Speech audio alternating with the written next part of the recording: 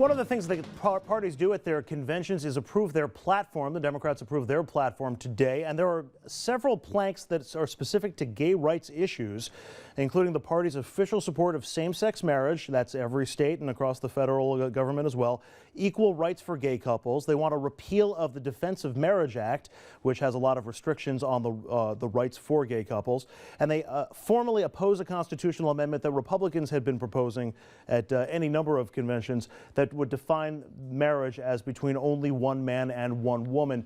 Why? Well, of course, they might be looking for advantages at the polls as well as doing the right thing socially, you could argue. And here are the latest polls from the Pew Forum on Religion and Public Life. And now nationally, more Americans support same-sex marriage than oppose it.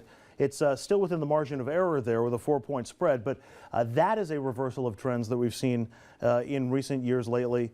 And is this platform the last we're going to hear about this week, or do you think we'll actually hear calls for same-sex marriage to be approved from the podium this week? I think it's going to be a Tuesday operation. Of all the courageous things that are in that platform, and there are a bunch of them, this is the one that's fraught with political danger.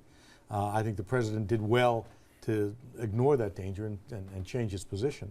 But I don't think you're going to see a heavy emphasis on this. There's a geographic difference when it comes to gay rights and same-sex issues. Just looking at numbers and looking at support levels, it tends to play well in more urban areas. It doesn't play well in more rural or agrarian areas. I think it's an age factor as well.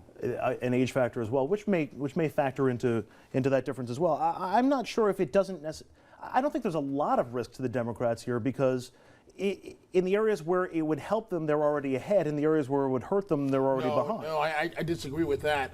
The one thing that they don't want to do to the African-American community is play up same-sex marriage. That is a major turnoff. Polling has already shown to African-Americans, and the president cannot afford, in terms of turnout, to lose even 2 or 3% of what he did the last time. So I agree with Richard. You won't see much. I agree with Dominic. We got to stop this. Isn't this I'm agreeing with both of you. I think, although I will say President Obama recently changed his position on it because he knew it would be a good political move, or he thought it would be. Well, how about because he believed in it? I don't know if he did believe it. If he believed in it, why didn't he do it 4 years ago? Because he changed his views. As long as you'll say you don't know, we're fine. But when you impute his motivation, I got to stop in and... I'm not imputing his motivation. It's just my weak and poor manner of speaking. Oh, dear. And elocuting. I don't believe that for a minute. I think you might be a foiled or foiled English teacher from somewhere along the line. The grammarian in charge. And I may have been speaking in a pluperfect subjunctive when I shouldn't have. I love the pluperfect. And on that note, we're going to take a quick break. We're back right after this.